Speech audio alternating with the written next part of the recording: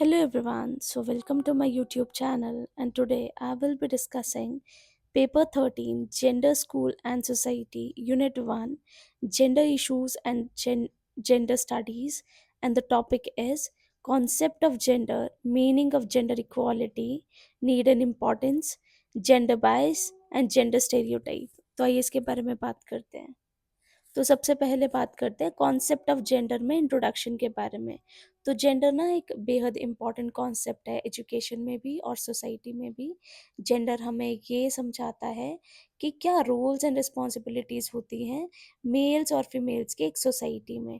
तो बड़ी ज़्यादा सोसाइटीज़ ऐसी हैं जहाँ पे लोग ये कंसिडर करते हैं कि बॉयज़ और गर्ल्स जो होते हैं वो डिफरेंट होते हैं और उनको डिफरेंटली ट्रीट करते हैं। और उनके डिफरेंसेस उनको जब हम डिफरेंस के साथ ट्रीट करते हैं तो इसकी इसी की वजह से क्या आता है इनइक्वालिटी आ जाती है। तो एजुकेशन जो है वो बेहद इम्पॉर्टेंट रोल प्ले करता है ताकि वो जेंडर इक्वालिटी को प्रमोट कर सके और जो भी डिस्क्रिमिनेशन है उसे रिमूव कर सके। So we can say that in introduction gender is an important concept in education and society. It helps us understand the roles and responsibilities given to men and women. In many societies, people treat boys and girls differently. This difference creates inequality. Education plays an important role in promoting gender equality and removing discrimination. Now we will talk about meaning of gender equality. तो gender equality का मतलब ये है कि हम equal rights opportunities respect दोनों को दें, मेल को भी और फीमेल्स को भी, मेन को भी और वुमेन को भी। और इसका मतलब ये है कि हम बॉयज़ और गर्ल्स को इक्वली ट्रीट करें, डिफरेंटली नहीं ट्रीट करें, ताकि जो बॉयज़ और गर्ल्स हैं वो इक्वल हैं और हर एक इंडिविजुअल जो है उसे सेम चांस दिया जाना चाहिए ताकि वो अपने आप को डेवलप कर पाए, अपने आप को ग्रो कर पाए। So in meaning of gender equality we can say that gender equality means providing equal rights, opportunities, and respect to both men and women. It means that boys and girls should not be treated differently because of their gender. Every individual should get the same chance to grow and develop. तो अब बात करते हैं कि जो gender equality है वो क्या क्या इंक्लूड करता है। तो जेंडर इक्वालिटी में हम बात करते हैं कि एजुकेशन की इक्वल एक्सेस हो, मेल्स को भी और फीमेल्स को भी, बॉयज़ को भी और गर्ल्स को भी। इक्वल जॉब अपॉर्चुनिटीज़ हो मेन और वुमेन दोनों को, और इक्वल ही राइट्स हो सोसाइटी में मेन को भी और वुमेन को भी। और डिसीजन मेकिंग में भी इक्वल पार्टिसिपेशन हो दोनों की। तो सिंपल वर्ड्स में हम ये बोल सकते हैं कि जेंडर इक्वालिटी का मतलब है कि हम सभी का जो है वो इक्वली ट्रीट करें सभी को, और ऐसे ना ट्रीट करें डिस्पाइट ऑफ देयर जेंडर कि वो कौन से जेंडर को जो है वो बिलोंग करते हैं। So we can say that in gender equality includes equal access to education, equal job opportunities, equal rights in society, equal participation in decision making.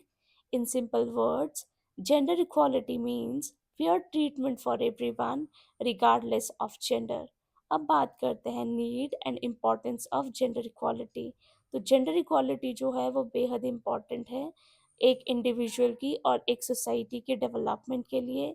जैसे कि इसके पॉइंट्स ये आते हैं कि ज़रूरी क्यों है, इक्वल अपॉर्चुनिटीज़ के लिए ज़रूरी है, सोशल जस्टिस के लिए ज़रूरी है, डेवलपमेंट ऑफ सोसाइटी के लिए ज़रूरी है, रिस्पेक्ट एंड डिग्निटी के लिए ज़रूरी है, रिडक्शन ऑफ डिस्क्रिमिनेशन के लिए ज़रूरी है, एम्पावरमेंट होनी चाहिए वुमेन की, बैलेंस सोसाइटी बनती है इससे, बेटर फ्यूचर रहता है बच्चों का। तो आइए इसके बारे में एक एक करके बात करते हैं। नंबर फर्स्ट है इक्वल अपॉर्चुनिटीज़, मतलब बॉयज़ और गर्ल्स दोनों को इक्वल अपॉर्चुनिटीज़ मिले एजुकेशन में भी, एम्प्लॉयमेंट में भी और सोशल लाइफ में भी। दूसरा है सोशल जस्टिस। तो जेंडर इक्वालिटी जो है वो फेयरनेस को प्रमोट करती है, जस्टिस को इनकरेज करती है सोसाइटी में। थर्ड है डेवलपमेंट ऑफ सोसाइटी। जब विमेन एजुकेट होती है और एम्पावर्ड होती है तभी सोसाइटी जो है वो डेवलप करती है, क्योंकि वो आने वाली जनरेशन्स को भी वही वैल्यूज़ को इनकलकेट करवाती है। अगला है रिस्पेक्ट एंड डिग्निटी। हर एक इंडिविजुअल जो है रिस्पेक्ट और डिग्निटी डिज़र्व करता है, इरिस्पेक्टिव कि वो कौन से जेंडर को बिलोंग करता है। अगला है रिडक्शन ऑफ डिस्क्रिमिनेशन। तो जेंडर इक्वालिटी जो है वो डिस्क्रिमिनेशन को रिमूव करती है गर्ल्स और विमेन के अगेंस्ट। अगला है एम्पावरमेंट ऑफ विमेन। तो ये हेल्प करती है विमेन को ताकि वो इंडिपेंडेंट बने और कॉन्फिडेंट बने। अगला है balance society.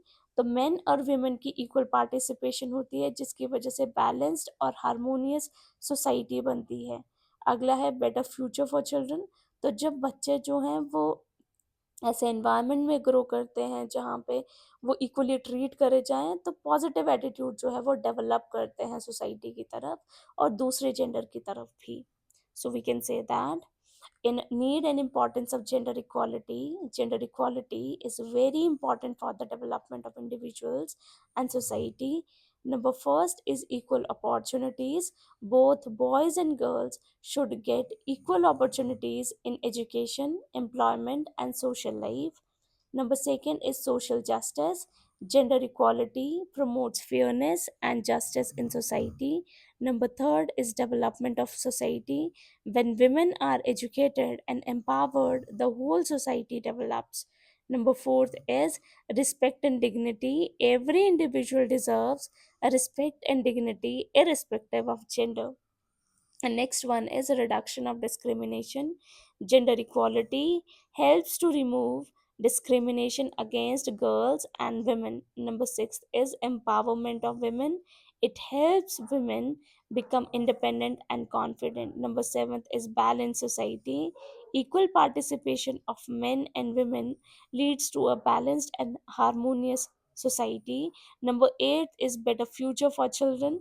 When children grow up in an equal environment, they develop positive attitudes. अगला बात करते हैं जेंडर बायस के बारे में। तो जेंडर बायस का मतलब होता है कि हम अनफेयर ट्रीटमेंट करें इंडिविजुअल्स का कि वो किसी मतलब कि अगर जो है जैसे फीमेल्स हैं और मेल्स हैं तो दोनों को अलग तरीके से ट्रीट करना, ठीक है, अनफेयर ट्रीटमेंट करना उन दोनों का। ये तब होता है सोसाइटी में जब हम ऐसा समझते हैं कि एक जेंडर जो है वो ज़्यादा इम्पोर्टेंट है दूसरे जेंडर से, ठीक है, और ज़्यादा प्रेफरेंस दी जाती है एक जेंडर को दूसरे जेंडर के ऊपर।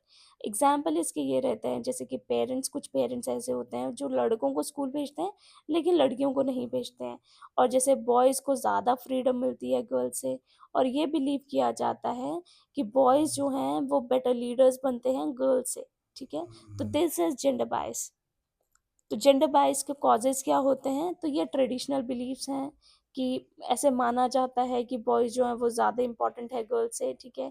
और दूसरा कॉज़ ये है कि एजुकेशन, लैक ऑफ एजुकेशन है कि लोगों को पता ही नहीं है कि दोनों जो हैं वो इक्वल होते हैं। थर्ड है कल्चरल प्रैक्टिसेस हैं।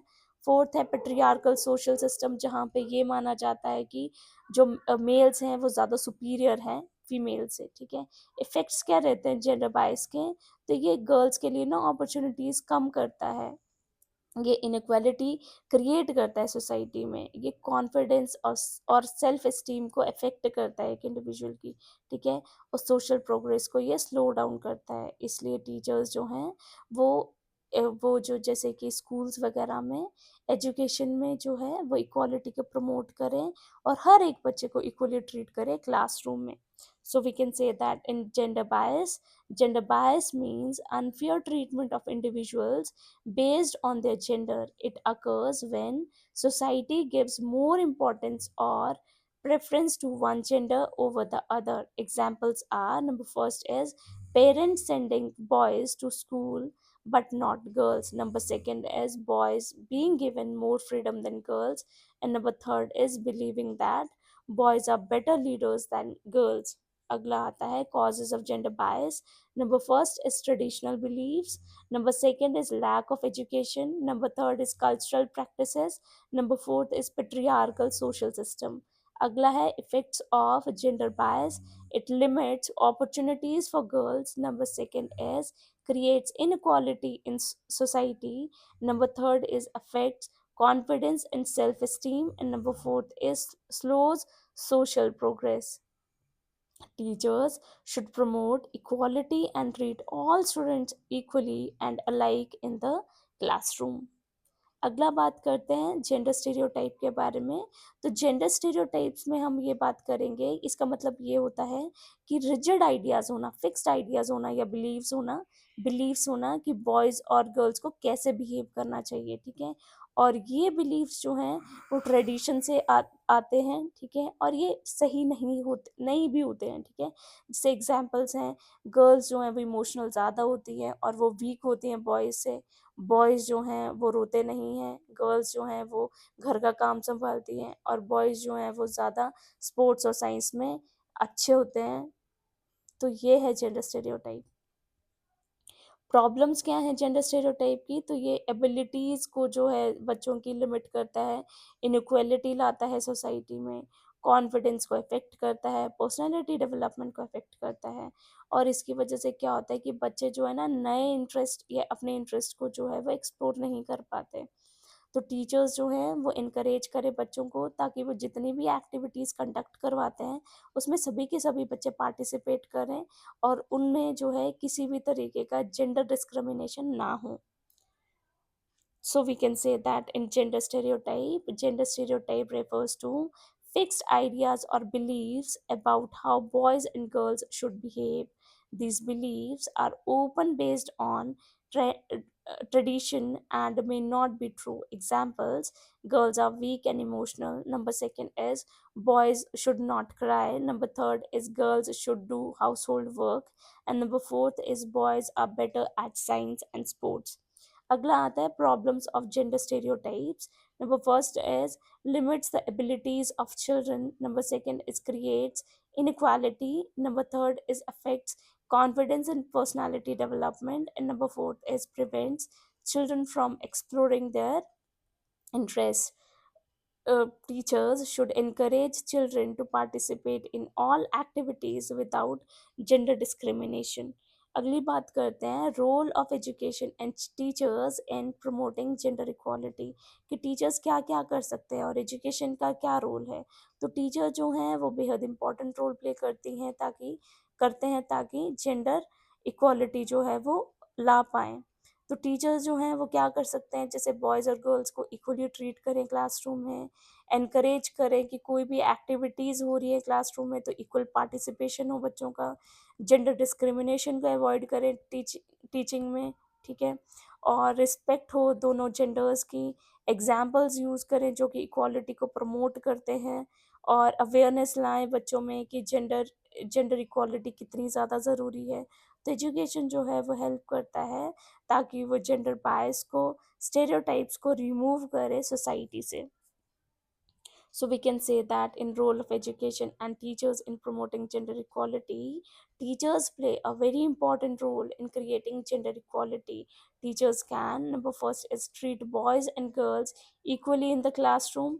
Number second is encourage equal participation in activities. Number third is avoid gender discrimination in teaching.